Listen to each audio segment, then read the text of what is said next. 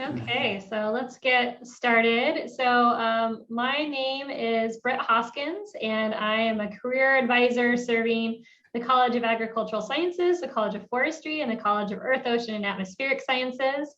And this is going to be a really fun topic that is focused on the academic job search and all of its nuances and what you need to know. And I'm joined by a few folks here. Jessie, do you want to introduce yourself as my co-host? Hi there, I'm Jessie. I'm Britt's co-host and her assistant. I'm also a natural resources student here at OSU. Awesome. So Jessie's going to be helping us facilitate the webinar here. Erin, do you want to introduce yourself real quick? Sure. Hi, everyone. I'm Erin. I finished my PhD at OSU in ocean ecology and biogeochemistry back in June of last spring, and now I'm a postdoc at University of Delaware in the plant and soil sciences group. Awesome. Okay, Jeb, do you want to introduce yourself? Sure, yeah. My name is Jeb Fields, and I'm an assistant professor and a statewide extension specialist and a research station coordinator with Louisiana State University, the Ag Center, working with the nursery and landscape industry. Great. So this will be recorded. So I definitely encourage people to, keep your cameras on if you can, so that we can be, especially in the Q&A section, so that we can be talking to real people. But, if you need to keep your camera off, that's also fine. Feel free to change your name if you're worried about your name popping up on the recording or anything like that. And I'll share the recording with folks. So the reason I invited both Erin and Jeb to join me is they've both been in your shoes pretty recently. So Jeb is a recently assistant professor, and Erin is a recent postdoc. So they've gone through what you're going through, or what you're thinking about maybe in the future, somewhat recently. So, but we're going to start with just some, like a little bit of a workshop here on the basics. So I have about 20-30 minutes of information, and feel free to ask questions and put those in the chat as we go. And then I will stop talking and turn it over to your questions for people who've been in your shoes recently. So it's kind of a little bit of a combo session here. I'm hearing someone's having some feedback on audio. Are other people having that same issue? People hearing okay? Okay, looks like most people are doing okay with that. Maybe try exiting and rejoining if you're having issues with audio, or mess with your microphone settings. Okay, let's get started. I'm going to present a little bit here. So I'm going to share my screen. And PowerPoint. Everybody see that okay? Give me some thumbs ups. Yeah? Okay, great. So I have called this Preparing for the Academic Job Search and Postdocs. So the first thing is, I don't assume that everybody knows exactly what they're going to do with their MS or their PhD. I know that I got halfway through my master's degree and had a total crisis of what I was going to do and completely changed my mind. So I like to start by just saying, hey, there's some tools that you can use to explore possible paths. So Focus 2 is our Oregon State career assessment tool. And so you can assess your interests and your skills and your hobbies and learn a little bit about your working personality and some possible occupations. But then there's also some that are a little bit more tailored to PhDs and scientists. So Science Careers has a career assessment tool. I'm going to show you a little snippet of it in the next slide here. And then Imagine PhD has career assessments that are a little bit more focused on the humanities and the social sciences. We have some liberal arts folks joining us today. So this is an example of the output that you get from the Science Careers assessment. So I did this for myself.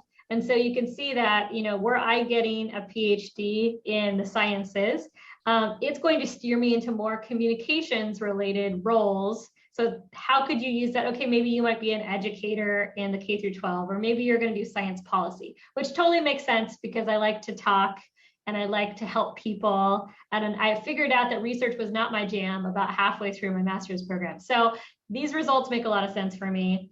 I just want to encourage anybody who's struggling with career direction that that's super, super normal.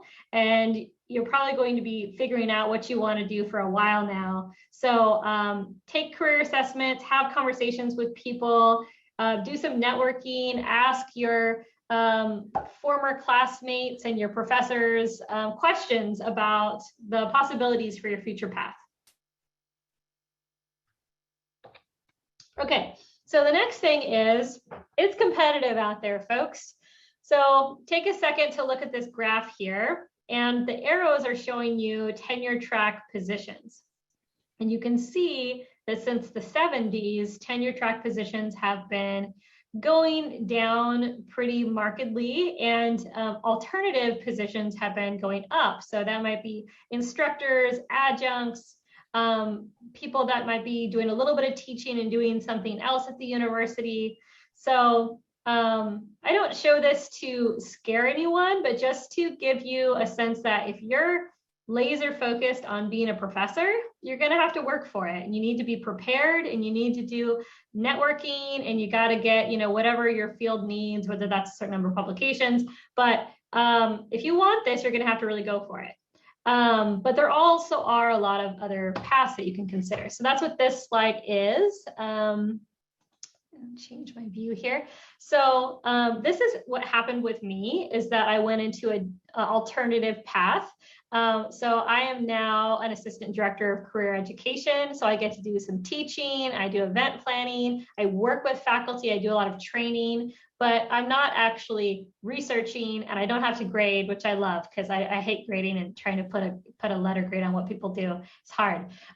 So academic advisors, instructional designers, there's technologies consultants and instructors, being more of a business-oriented director or manager at a university. There's people who do experiential learning coordination, international programs coordination, student affairs, grant writing, alumni relations. So there's actually a whole bunch of us in the university system walking around with masters and PhDs doing things other than the faculty route. And so these are just some ideas to consider if you really like higher ed, but you're not sure if you want to be a faculty. So here are some general tips for applying at universities, whether or not you're going into a faculty position. So universities like Oregon State are focused on equitable hiring. So especially state institutions, the way that we approach an application, to give you a little bit of a look behind the curtain, is we have all these minimum qualifications that we're looking to fill. So we will create a grid of those minimum qualifications and then an entry for each of the candidates. And we actually have to write out, yes, do they meet the minimum requirement? No, how come, and justify it. So it's a very long and intensive process, and it's all done by committee. But that's why when you're applying for especially a state institution, I assume a lot of universities are like this, you can't necessarily be in the ballpark of qualified. You have to be explicitly qualified for every one of those things, or else you're not going to make it through our grid. So that's why it's so important to tailor your resume to the position, and to just really use the same keywords they're using to really make sure you're checking every box that you can, because that's how universities approach all this. I see something in the chat. Okay, that's not a question. All right, so highlight your work and passion for diversity, equity, and inclusion and underrepresented students. This is a very big passion point, especially for organizations like OSU, that you're thinking not just about the majority of students, but the minority of students, and how to equip all of your students. So we want to see evidence of that. Maybe it's mentorship programs you've done, or volunteering, or curriculum design that you've done, but making sure that you're really showing how you're thinking about underrepresented students. Network. I'm going to talk about this a little bit more, so I won't get too far into that right now. And then also realize sometimes you just need to get your foot in at the university, and then you can move to other positions. So for me, I got into OSU by relying on my marketing and writing background. So I came into the marketing department, but I knew I really wanted to work in student services. So I was able to eventually migrate over, and I see that happening a lot. People move around a lot within the university system. So sometimes you can start one place and then migrate to where you really want to be. Other skills that might be supportive of these types of roles are curriculum design, mentoring, teaching, working with students, working with people. These are all really good skills. Any questions so far?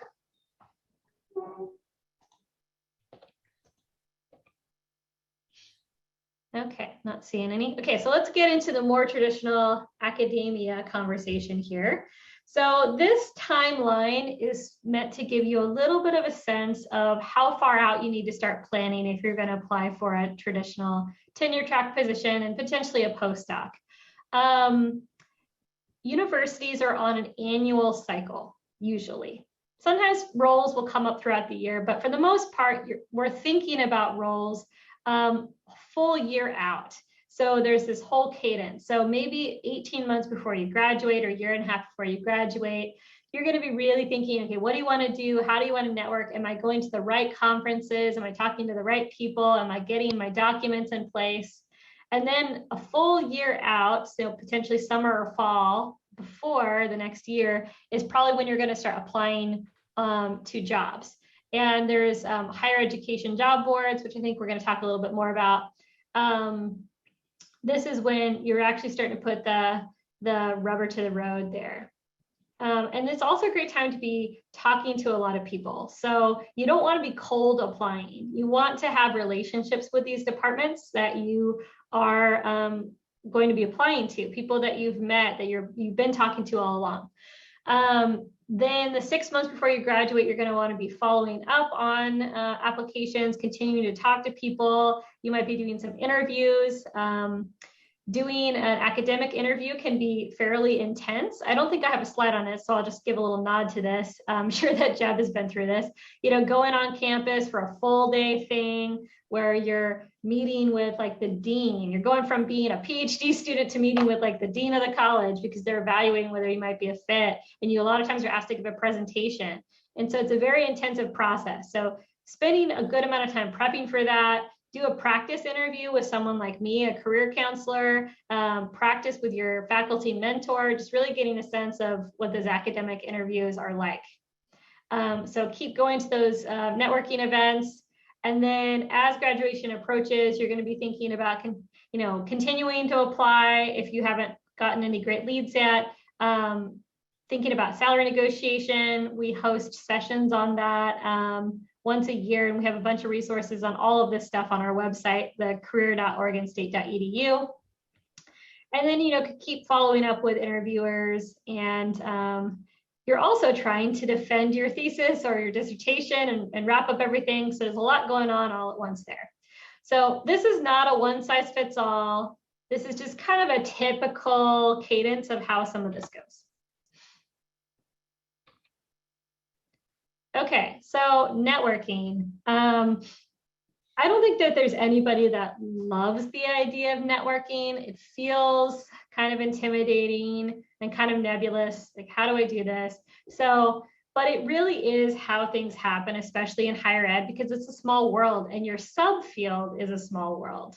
So for example, Jeb's working in horticulture, but then he's working on substrates and such, and he's working in maybe nursery or ornamentals or things like that. So there's your field, and then there's the subfields, and you want to definitely know everybody in the subfields at least, and not people in the broader world.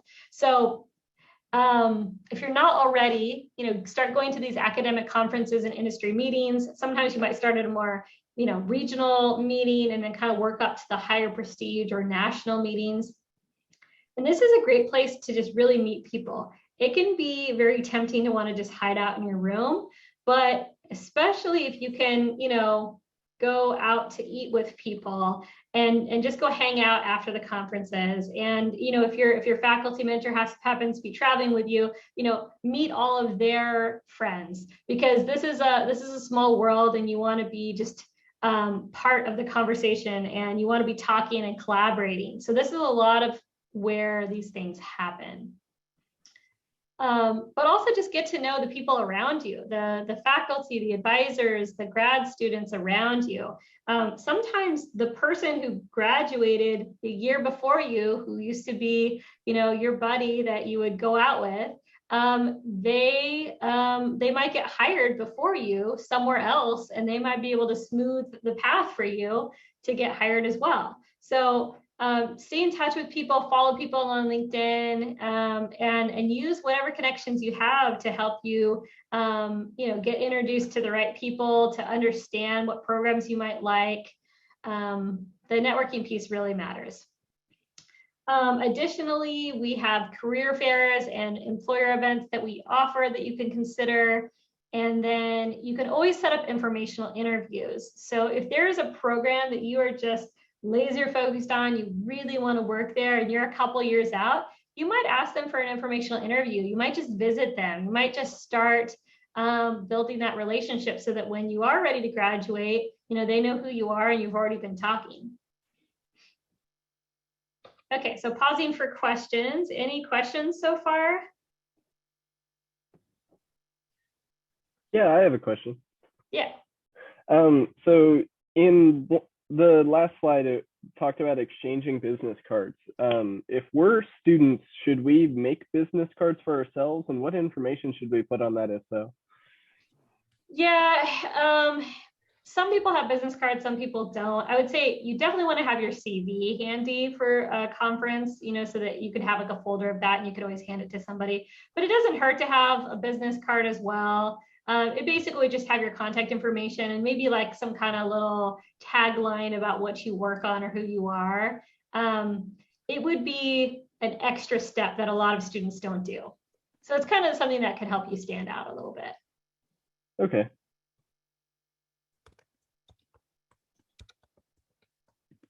And Aaron said that OSU used to print business cards at the print shop. I feel like I've heard something, I'm not sure exactly what it is, but there might be something like that for students that you could look up.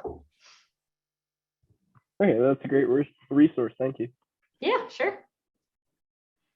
So before you start putting together application materials, there's some good questions to start asking yourself, because you don't want to submit the same materials to everybody. So you really have to get kind of inside of the mind of the institution where you might be applying. So what does your specific hiring department care about? What sticks out to them? What's trendy in your field? What problems are they trying to solve? So getting a sense of that. Getting a sense of what the school or the department is known for. And what type? Is it an R1? Is it a land grant? So take OSU. We really care about being a land grant institution. That means that we're not just creating knowledge for the sake of creating knowledge. We have this identity as we're out in the community. So we are helping people through extension. So Jeb might talk a little bit about doing extensions. We're bringing our knowledge out to farmers, or we're bringing our knowledge to the community. So that's a big part of who we are. So a candidate who understood what a land grant is and could speak to that would be more effective in communicating because they understand who we are. I heard recently that every job announcement is a call for help. It's like a department saying, we have a job that requires 6 people to do, and we only have 5. So we really need help. So understanding, what kind of help do they need? What do I offer that can make a difference? So a lot of times people approach application materials like, I'm just going to spew out a little bit of stuff about myself. But if you can really think about them, who they are, what they need, how you can match yourself to what they need, you're going to be a lot more effective. What is the so what of my work for a less familiar audience? This is another thing that particularly I see this with people in the sciences. I used to be a grant writer. I worked with faculty a lot, and I would work with these brilliant faculty who were doing stuff that was so far over my head. But as I was reading their grant proposals, I was like, I don't understand what this is for. I don't understand what you're trying to accomplish. So you have to be able to communicate the need. So for example, I was working with a faculty and I spent days asking him like, okay, well, what are we trying to get at? Why is your work important? And it was just a bunch of chemical symbols and I just didn't get it. And then I was like, oh, wait, I now understand. You're trying to predict some kind of genetic marker that would help us understand one of the leading causes of death for children, which is cardiac arrest during like sporting events and things like that, overexertion. I was like, okay, so your work is literally has the potential to save children. How come I can't see that in what you've written? And I think that scientists are so modest that we want to like talk in the third person, and we want to like defer to the whole community and what they're doing, which is all good. But in these kind of materials, you also want to say like, why does your work matter? And try not to mince words about it, because you need to bring a little bit of yourself and your heart into your writing. Okay, so let's talk about specific materials. So the research statement, this is kind of meat and potatoes of your application. You're going to say, you know, what kind of research are you doing? What are you going to do in the future? Who are you collaborating with? Where are you going? Why is your research important?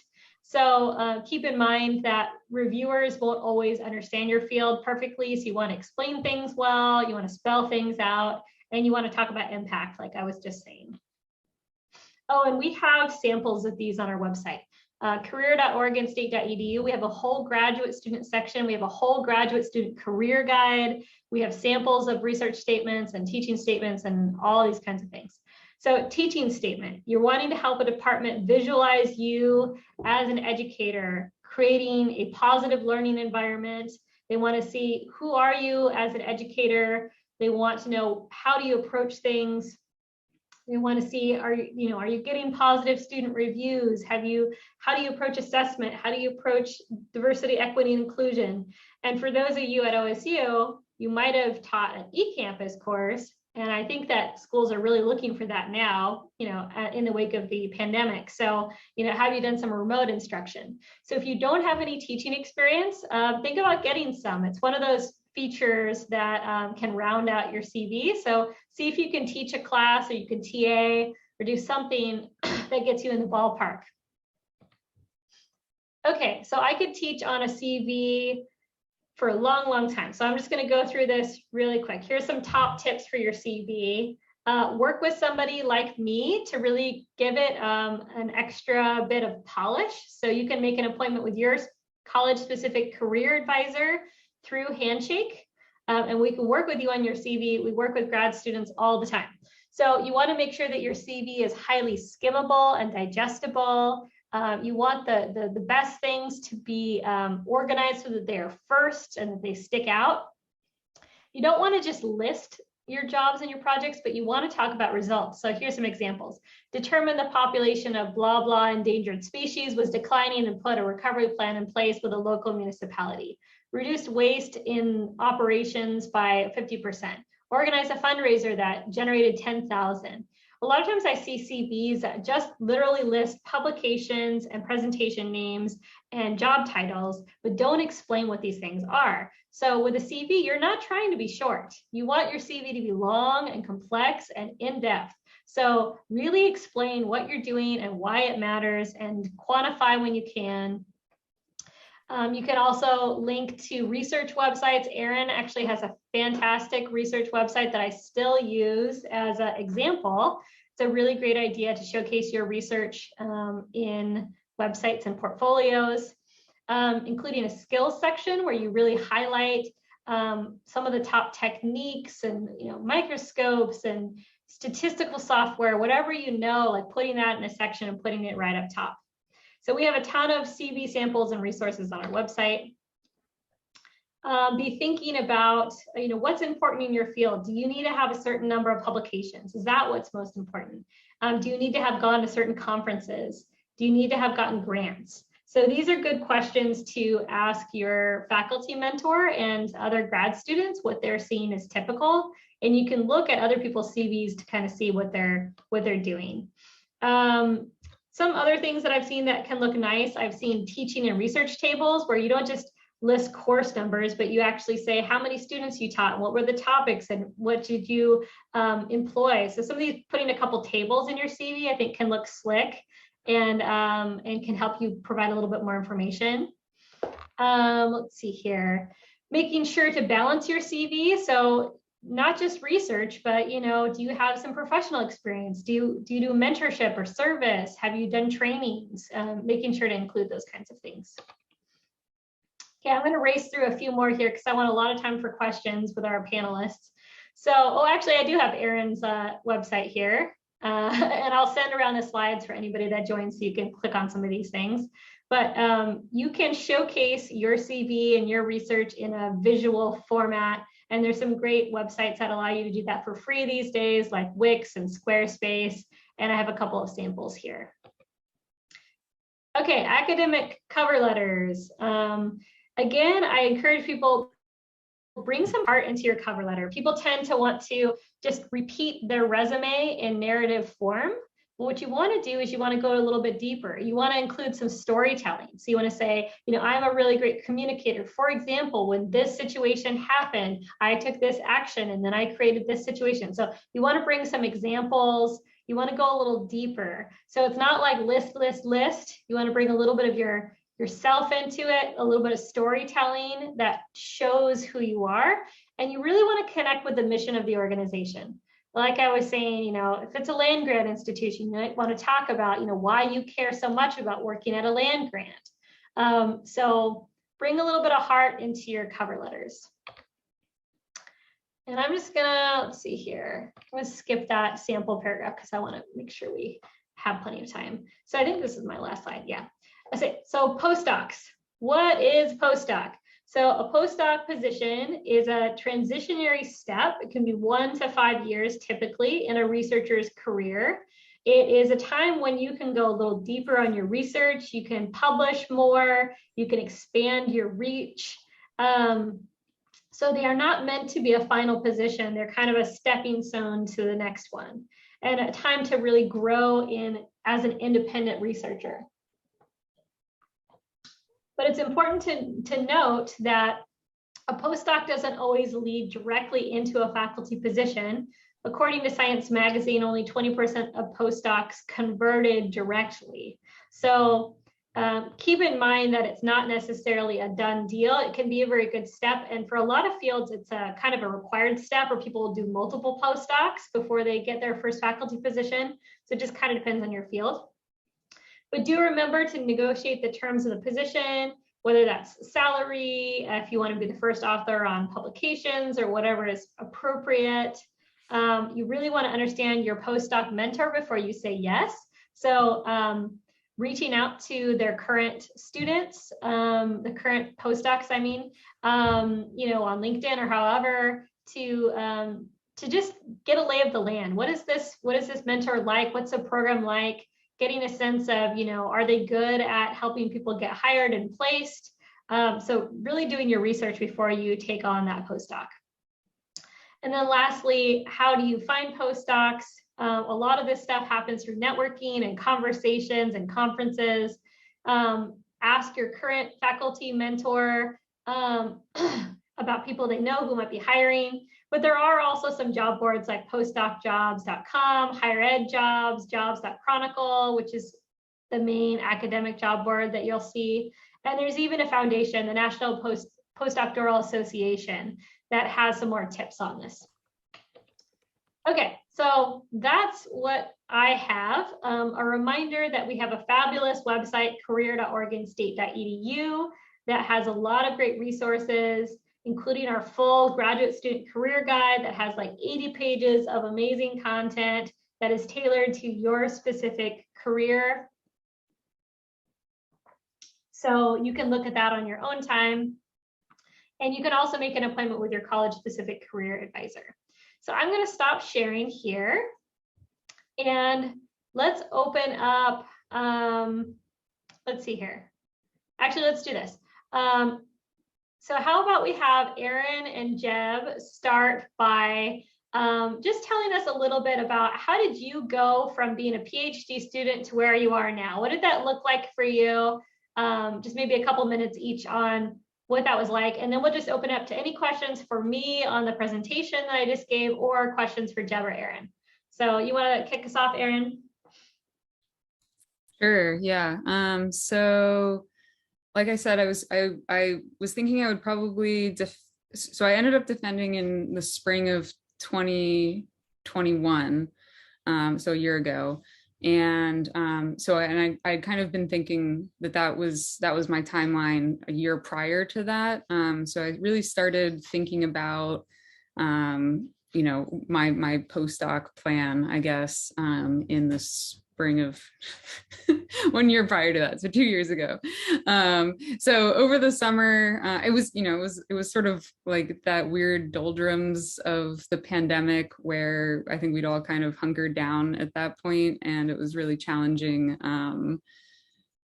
In terms of, like, you know, there wasn't like a lot of grant money going around, and there were a lot of hiring freezes. So I think a lot of people who would have been moving on from postdocs were sort of, you know, hungered down in their postdocs, or people who had finished you know, it was just like a really oversaturated market at the time, and there were no conferences, you know, like in-person conferences. So I had planned, you know, that entire year prior to defending, doing a lot of networking and stuff. So I sort of had to very quickly like reevaluate my strategy. So I invested a lot of time and effort into my website as sort of like a way to like connect with people, I guess, and sort of like, you know, in the way that you would if you saw somebody in person, face to face at a conference, sort of like get a sense of who they are. I tried to kind of like insert that as much as possible into my website, which is why I think I probably have, you know, I have a whole page like about me, and it's like way more personal than I think I would have if it wasn't, you know, if I was actually like had the ability at the time to meet with people in person. So that was sort of my strategy. And then I just sort of started kind of cold contacting people throughout the summer and fall, and getting resources for different postdoc fellowships. And there are a lot out there. The big issue with postdoc fellowships, well, there's the two big issues, is that usually it only happens once a year, and it's not like standard for every institution, you know, like Woods Hole, I think theirs is in October, and Dartmouth has one that's in January. So you kind of have to be like, it almost maybe makes sense if you're like a few years away from a postdoc to like get the schedule written down somewhere, if this is something that you're interested in, so that you kind of have this in your mind. And a lot of times, I mean, they're very competitive. There are very few of them. That's the other big issue. So, you know, contacting the people who work at that department who you think you might want to be your postdoc mentor, you know, early and often is obviously really good. So I did all of that. I contacted a lot of people. I kept, you know, I had all of the, you know, AGU, EGU listservs, like with postdoc as a, like anytime somebody posted anything with the word postdoc in it, I would get an email about it.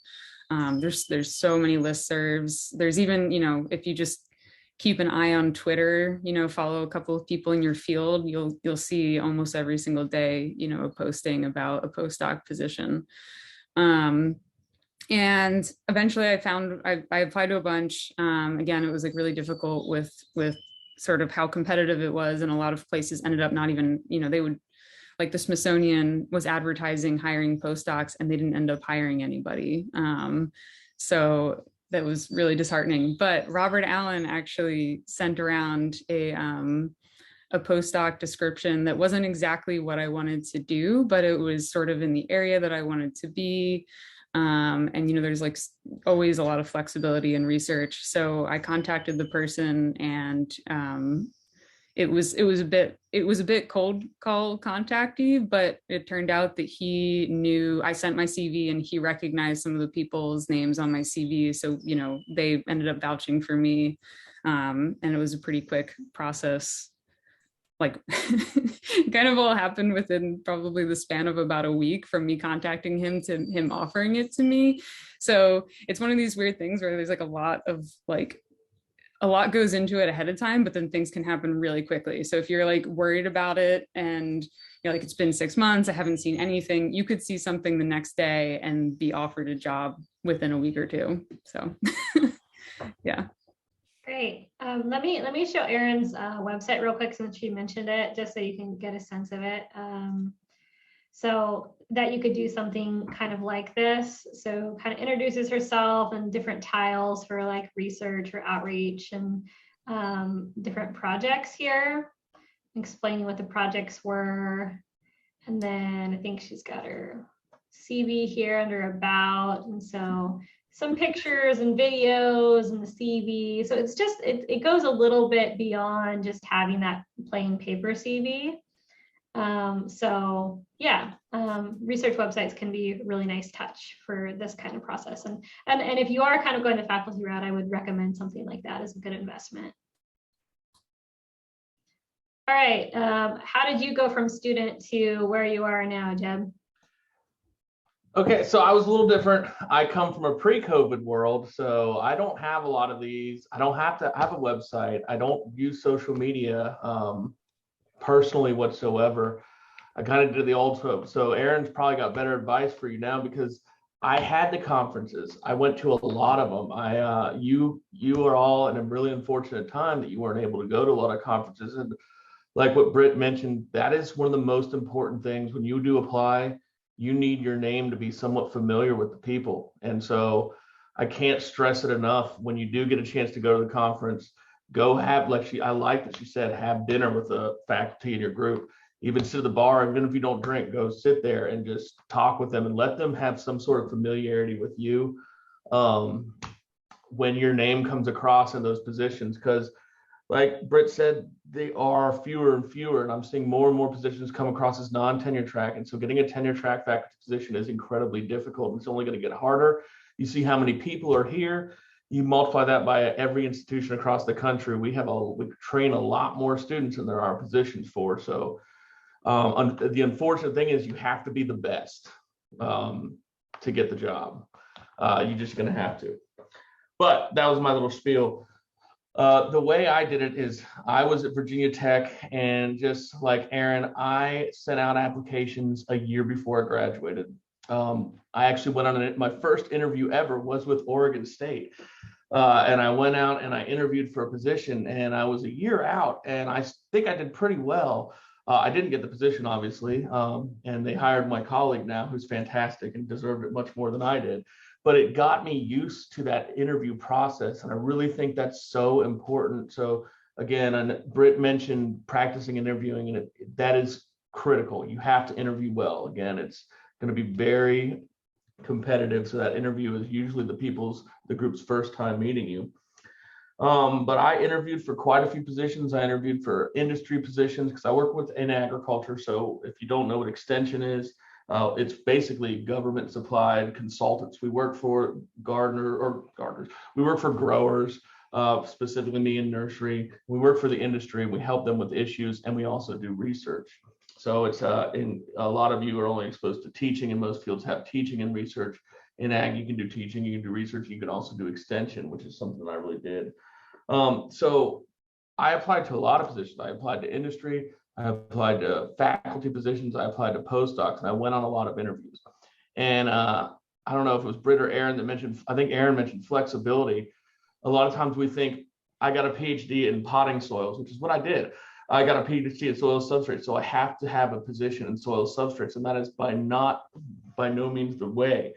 It's global. And so if you can find a position and you can shift around to that position, you're trained as a scientist, or you're trained as whatever you're training your PhD is in, you can be a little bit flexible with that. You don't have to think, I'm looking for a position that only says soil substrate media or production, because that doesn't work. So you got to be a little more flexible. But yeah, I went on a bunch of interviews. I actually got offered quite a few positions, and I was very lucky in a time when there were a lot of positions out there. I was able to be very selective and choose the position that I wanted, which was here at LSU in Louisiana. Some things that I could and it took me a while. So like I said, I started interviewing a year before I graduated in spring of 2016. I graduated in December of 2016. And I had some positions. I ended up taking what would be a false postdoc, staying at my current lab. They had some money to pay me for a few months while I transitioned into what I wanted to do and was able to find it. And my advisors were very angry that I turned down jobs. But I knew I had something else in me, and I wanted something specific. So I looked for the position, and I weighed them against what I could get. And then I found something that really fit what I want to do. where you want to be, what you can do. These are all things you got to think about. Some other things that I kind of just want to say that I give advice to students, because I've been moved up pretty quick in the position.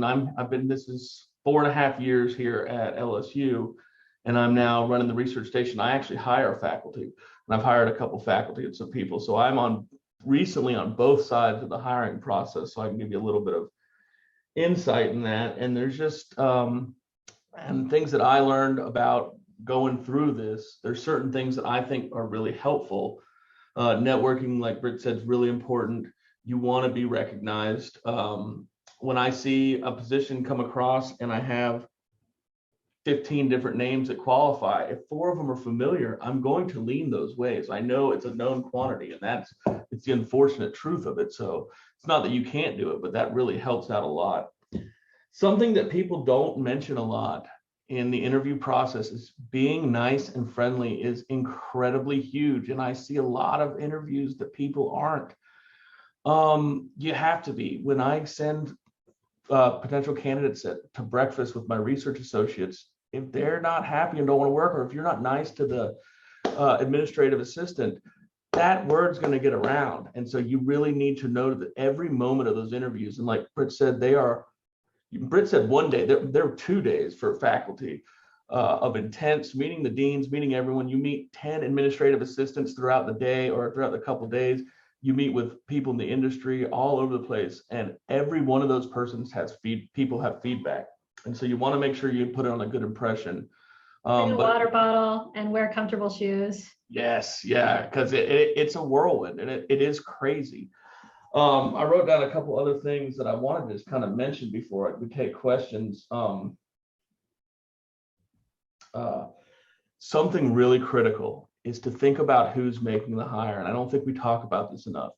The chair of the search committee was put in that position as the chair for a reason. It's because the administrators trust that person to develop a search committee and find the person that the candidate's going to work. So whoever is the contact person, talk with them, ask them questions. Even if you don't think you have questions, it's important to ask during an interview. Make a connection with that faculty or that person. It's going to really help you out a lot. Yeah, be nice. Britt mentioned communications. Have an elevator speech. It's so important to be able to communicate what you do and what your research is in a quick amount of time, because you don't have a lot of time and you're meeting with so many people. And before that, at conferences. And then I know I'm rambling. Britt mentioned modesty. We all are modest about what we do, and you cannot be that way in an interview. You are solving the problems of the world. You got a PhD, or if you're going to get a PhD, you did your master's, you will solve this. You have problems. You have to have confidence in yourself that you can run a program. I see, and I know I've been in part of other people's interviews where they're like, well, we did this and we think it'll do that, and we think it'll help.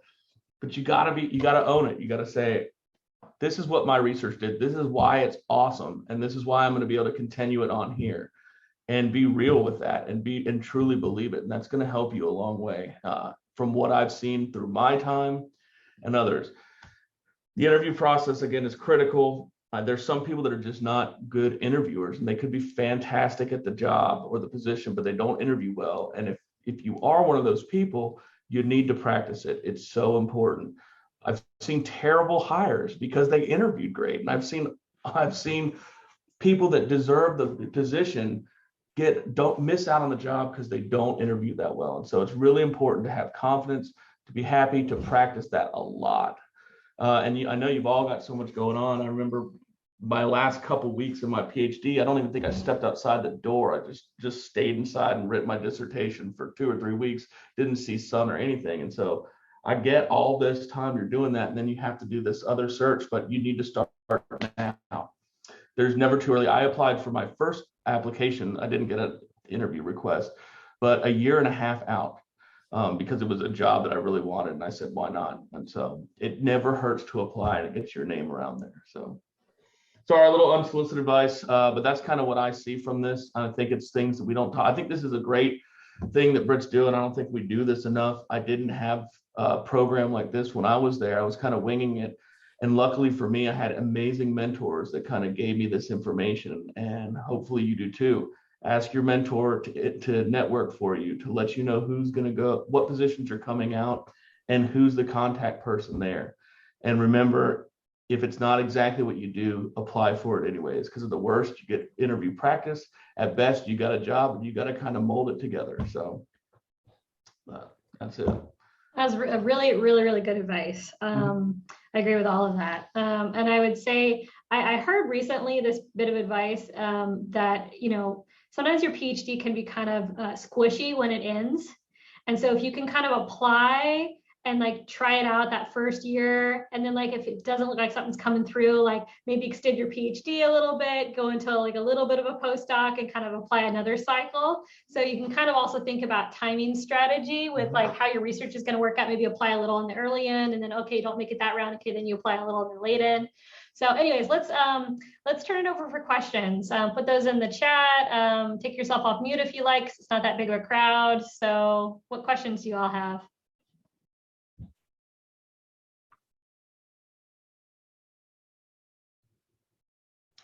I'll throw something else out there for y'all.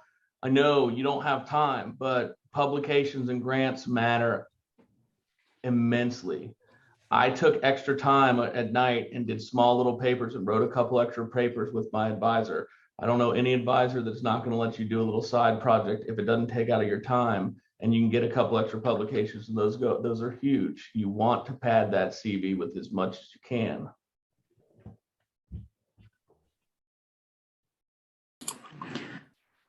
Thank you, everybody, for putting on this presentation and for your advice so far. I had a question about remote opportunities. So with the pandemic and remote postdocs especially becoming more prevalent, could you talk a little bit about those opportunities? Do you think they will be increasing, and the pros and cons of doing a remote postdoc? I'm not sure I can answer this 100%, but I will say that so I've been doing I've continued doing a lot of networking into my postdoc, because it's just been like a real bummer with the pandemic. So I've been doing like a lot of just, like I was thinking about maybe doing a postdoc with USGS next. So I've been, randomly sending people at the USGS emails, just, I'd like to do an informational interview. And so I've talked with a lot of people about postdocs, and the trend, the anecdotal trend, and maybe other people see different stuff, but the anecdotal trend that I've heard is that there are a lot of postdocs right now and like positions, and not a lot of people applying for them. And so like I talked with one person who was like, do you do any modeling? And I was like, no, I'd love to though. And they're like, well, then you should apply for this postdoc. And it's like, whoa, like I don't have that skill set whatsoever, or that interest. But anyways, so they're like if you're applying right now, I think it's a really excellent time. And I think because there's, such a need for people willing to fill these positions, I think there's probably going to be a lot more flexibility in terms of, saying like, I need to stay in this state, or I need to stay in this location. And like I need to be able to do this remotely. And I think, especially if you do work that can be done remotely, like modeling, or, a lot of statistical stuff or whatever, I would imagine that most places would feel pretty comfortable with that. But yeah, that's just my experience. I'll weigh in a little bit, and we're in a different part of the country, so there's different ideals and things. But we get questions about this a good bit now, and as far as I know, for a non-postdoc, and I know you mentioned postdoc, but I don't think there's going to be a lot of remote opportunities in faculty. It might change that way, it might not, but it kind of leads me to something else that I know has held a lot of people out of academia, and it's something, if you are interested in academia, you got to really consider, is there's very few jobs, like we said, and they're not going to be where you want to be. So if you are someone that needs to be in a certain place or in a location near your family, there's nothing wrong with that. You have to understand that the following positions, the full positions that you might be going for, are going to be very unlikely to be in that place. And so that's going to limit you a lot. And so if it's something that I would have loved to stay in, I'm from Florida, to stay in Florida, but it just wasn't in the cards. So I'm somewhat close. But if you have to be there, it's something to understand early on, because if you put a lot of effort going down this path, there's not much guarantees that you'll have a position in the place you need to. And so it's just something to consider. Yeah, and just in general on the job market, I would say that there are more remote things than there used to be. But what I see mostly is more flexibility. So a lot of people working from home 1 or 2 days a week, or working from home, only going to the office 1 day a week. So there's just a lot more openness to that. And I'll say just on the job market in general that it's a great time to be graduating. 2 years ago when Aaron was graduating, or not such a great time, but we have to turn employers away at the Career Development Center. There's a lot more jobs than there are people. And that's not to say that it's going to be easy. It's just to say that it's a better job market than it used to be. Yeah, to echo that, when I meant remote work for faculty, I meant like if you want to live like still in Oregon and then get a job at Washington or Iowa. But flexibility, I work from home 1 or so days a week. It's easy. I live down the street. If I come into the station, I get bothered by all kinds of things happening that I got to handle. So if I have to write my grants, I stay at home and work. And so those things are becoming more and more prevalent.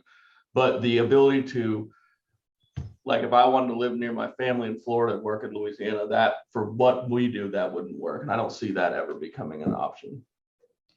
All right, other questions? Only have about 7 more minutes, so let's maybe try to get through a few questions if we can. Yeah, I had another question. You were talking about cold emailing, and how do you decide who to email, or do you just pick like blanket everybody in the post, like in the committee, or is there somebody specific that you go for? If it's like let's say it's USGS, and let's say you're interested in a certain state or a certain like they have different research centers, right? So like let's say you're into volcanology and you're gonna like apply to the USGS in Anchorage or whatever. I wouldn't just type in USGS Anchorage and then like email the first person that comes up. But I found people who did research somewhat similar to what I do, or I don't know if this, I preferentially will also sometimes, like if there's, I will usually email basically everybody that I see who is doing something somewhat similar to what I do. If for whatever reason there was a preference, I personally usually email women first, just because, I think I can always, you can always say like, oh, I'm really interested in the research that you're doing. I'm interested in working in the USGS. And then, I'm a young career scientist. I'd love to get your perspective. And then, I usually say I'm a young woman in science, and I would like to get your perspective being a woman in the USGS or something like that. Right. But I think, obviously you can always say like you're a young career scientist, you're interested in their research, you're interested in working for that government position. Or if it's, like a certain state school or something, you can always like sort of make those connections either with research or like some like identity or position that you share with them, I guess. You can also do that on LinkedIn. You can search for your field under Oregon State and find any alums. And then you can be like, hey, I'm a fellow Beaver, you're a fellow Beaver. Like, I would love your advice. So just like finding anybody you have an affinity with, or the hiring manager who's like the person in charge, maybe. Yeah. Other questions? Yeah, let me jump there. That's one thing I want to say about the cold emails. I think, just so y'all know, there is not too many people. People aren't going to say, oh, I got an email from him too, but you want to make those emails personal. They can't be a canned email. In a hiring position, I once got a cover letter that was written to another university, and that candidate was gone, and it was a canned email. And they were a fantastic candidate, but they told me that I wasn't a priority, and they could have been a mistake, but more than likely they were just sending around and forgot to change one word. And so we don't like that. So email as many people as you want to make connections. If you're in ag, especially if you're going into extension, something I always did that I think helped a lot was I would call industry members from that state beforehand, call an industry association, ask if they have 20 minutes to talk just over the phone or over Zoom. And they'll like that, and they'll share that information with the search committee. Because if it's extension, I guarantee you the search committee is talking to the industry. So those are all things you do want to do. Just any kind you can make connections, it's not going to hurt, but just make sure it's not all the same. Okay, maybe a couple of like 2 more questions we have time for. And then I'll also provide Jeb and Aaron's email address, unless they let me know on the side that they don't want that. But so if you had a specific question for them, you could just email them afterwards as well. Other questions?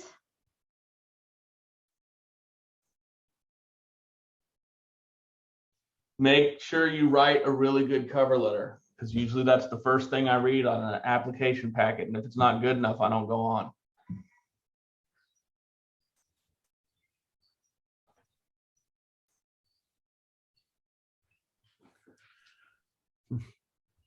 Anybody writing in questions?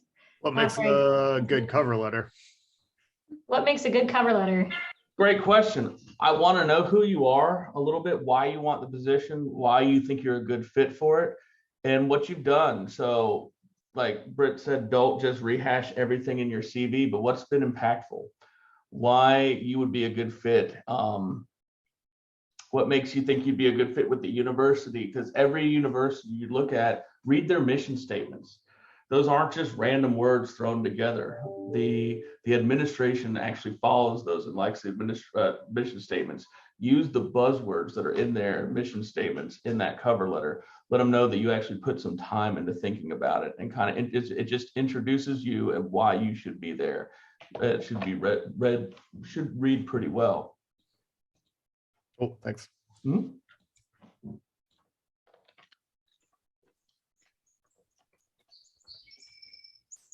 Okay, well, not a very inquisitive group. Any last bits of advice, or what do you wish you had done? What would you have done differently when you were thinking about postdocs and academic jobs?